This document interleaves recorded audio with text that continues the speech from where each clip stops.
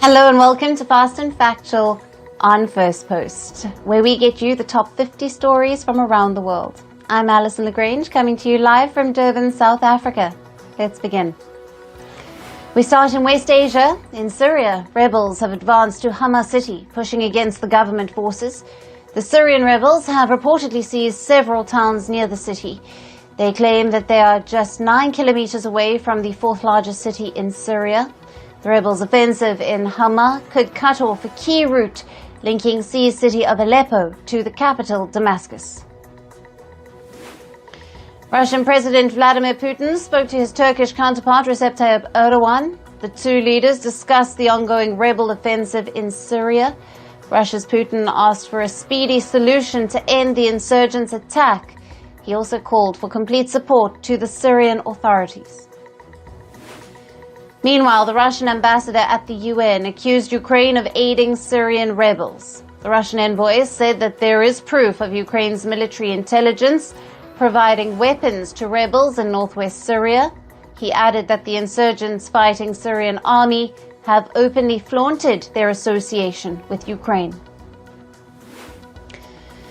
The Russian army test-fired hypersonic missiles in the eastern Mediterranean Sea yesterday. The Russian Defense Ministry said the forces had tested hypersonic Zircon missiles and Caliber cruise missiles. The launch came amidst the naval and air force drills. The U.S. military carried out a strike against weapon systems in eastern Syria yesterday. The strike destroyed 3 mobile rocket launchers and a T-64 tank. This was in response to a rocket attack on a U.S. military support site. The Pentagon said the strike did not have any relation to the ongoing rebel offensive in Syria. Israel's defense minister, Israel Katz, issued a stern warning for Hezbollah. He said if the ceasefire collapsed, then Israel will penetrate deeper into Lebanon.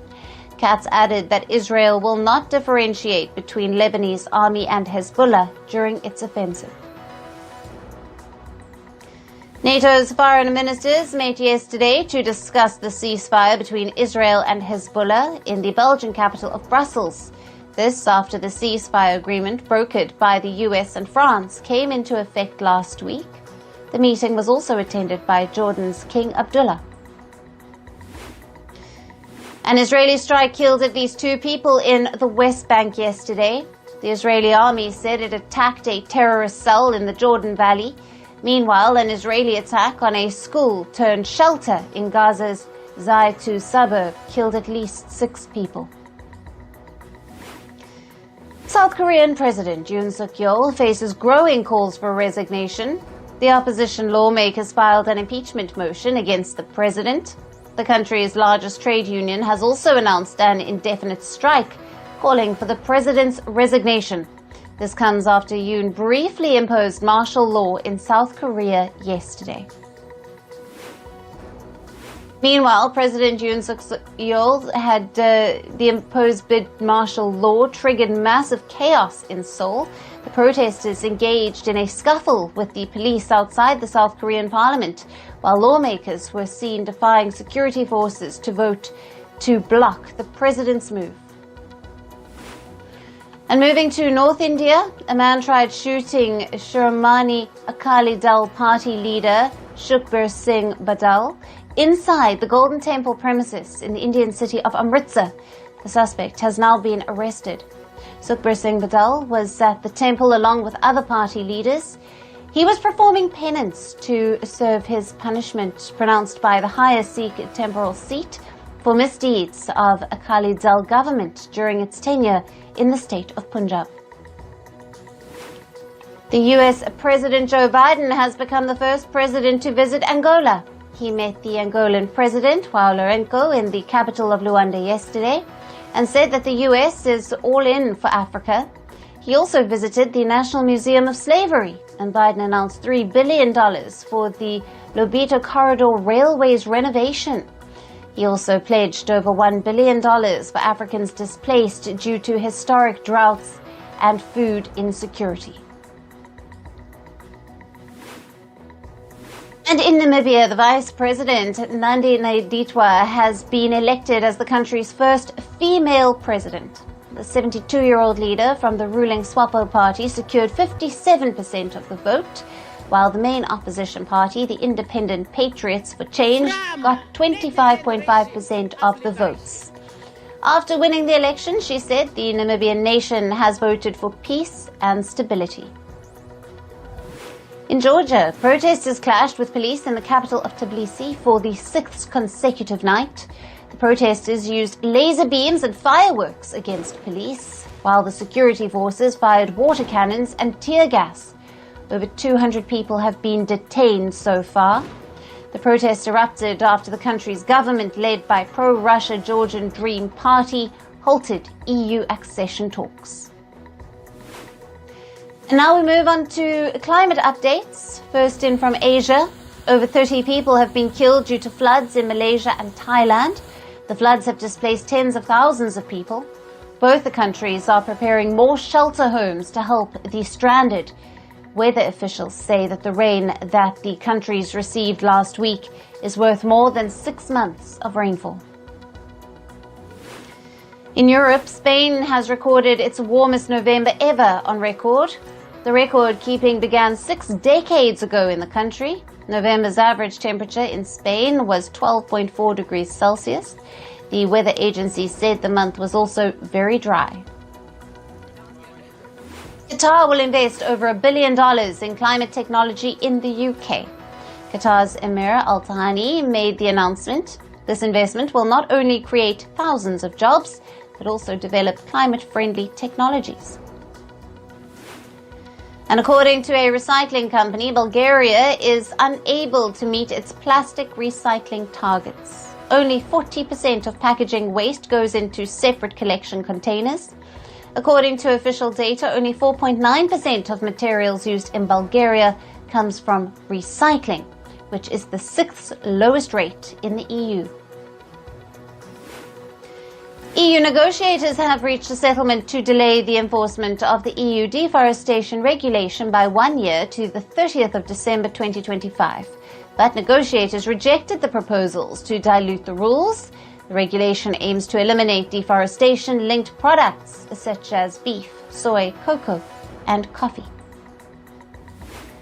And China has called on the International Court of Justice to use existing UN treaties as the foundation for determining states' legal responsibilities to combat climate change. The ICJ is considering an advisory opinion requested by the UN General Assembly. The move is driven by small island states like Vanuatu, which seek recognition of climate change impact and preparations for its effects. And on to business news and tech news now. South Korean shares opened nearly 2% down today, but paired losses later. The dip followed President Yoon Suk-yeol's brief implementation of martial law. The move pushed South Korean currency, the won, to multi-year lows. South Korean air carrier Korean Air has cut short its acquisition closing date for Asiana Airlines. The Korean Air announced that it will complete domestic rivals acquisition by the 11th of December if the U.S. competition regulator does not raise objections. The $1.3 billion deal was announced 4 years ago, but faced delays owing to competition concerns.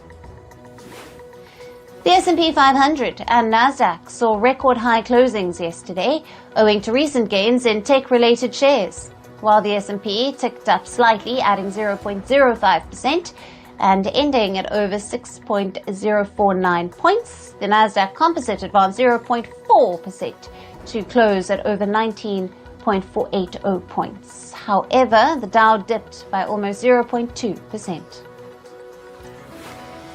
U.S. President-elect Donald Trump has opposed the buyout of U.S. Steel. He said that a series of tax incentives and tariffs could revive the American firm. Warning the firm's buyer Nippon Steel, Trump said that he would block the deal. The Japanese firm is hoping to close the $15 billion deal buyout before Trump assumes office on the 20th of January. And in China, the semiconductor industry associations have warned against the purchase of US chips. They said the US-made chips are no longer safe and that the Chinese companies must buy locally instead. This comes days after the US banned chip exports to 140 Chinese companies, citing national security concerns. American multinational investment firm BlackRock announced the acquisition of HPS Investment Partners. Larry Fink's BlackRock sealed the $12 billion all-stock deal with the private credit firm yesterday. The deal comes after BlackRock co-founder Fink outlined private credit as the firm's future growth driver. The acquisition soared shares of BlackRock. The U.S. National Retail Federation has come out with shopping data between Thanksgiving and Cyber Monday. It said about 197 million Americans shopped the entire weekend. The turnout exceeded the trade association's expectation of 183 million. However, it did not surpass 200 million shoppers recorded in 2023.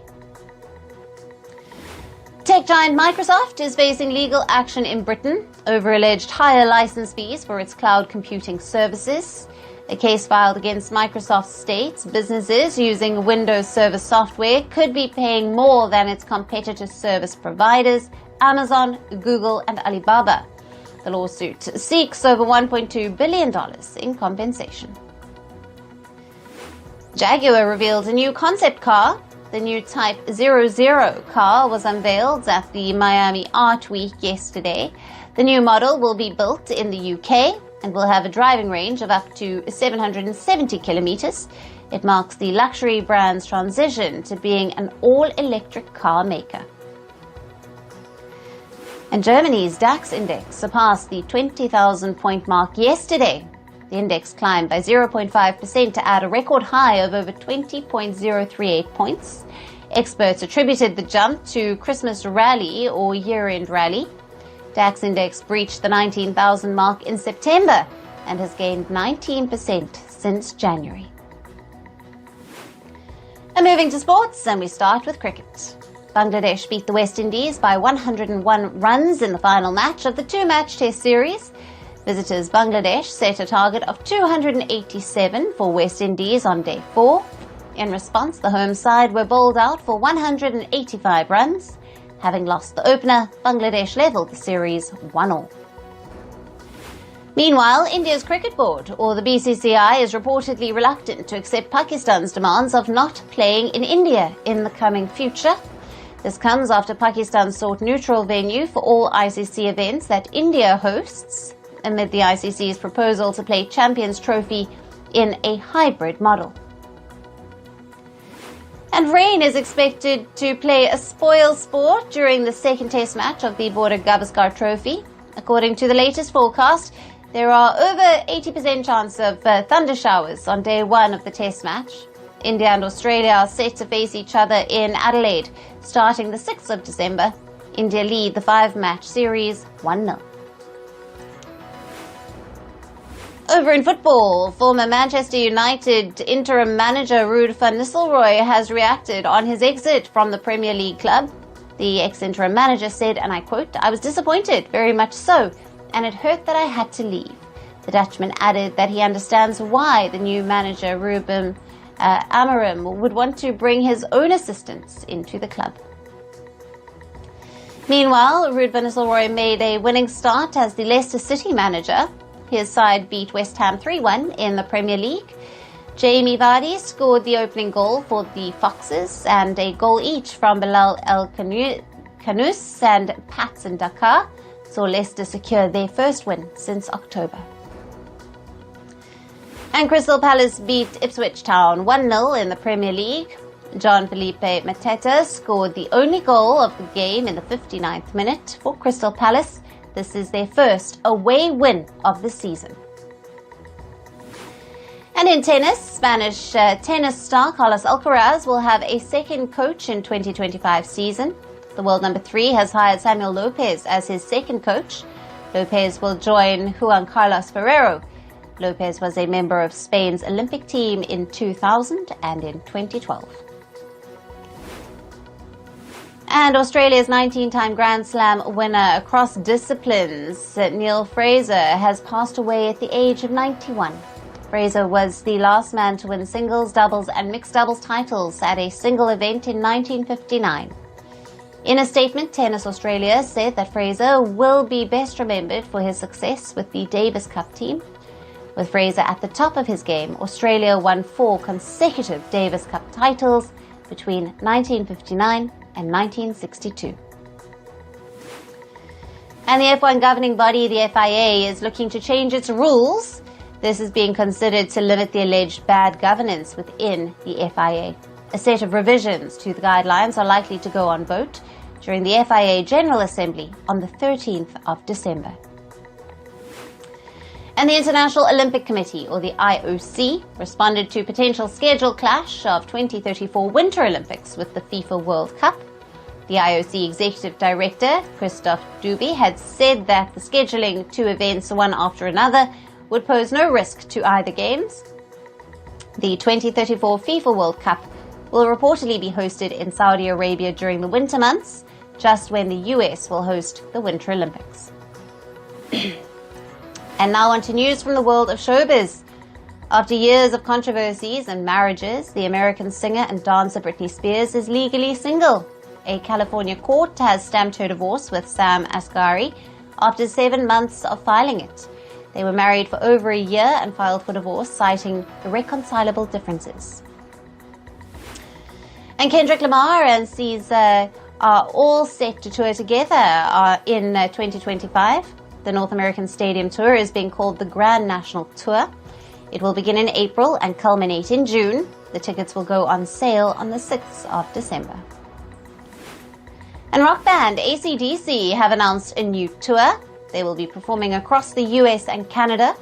The tour will begin in April next year with shows scheduled in 13 stadiums. It is a part of their Power Up tour that began in May of this year. And Olivia Wilde revealed in an interview that she once gave a cheeky gift to singer Charlie XCX, and she left her a mug full of cigarettes with a rose on the set of a film.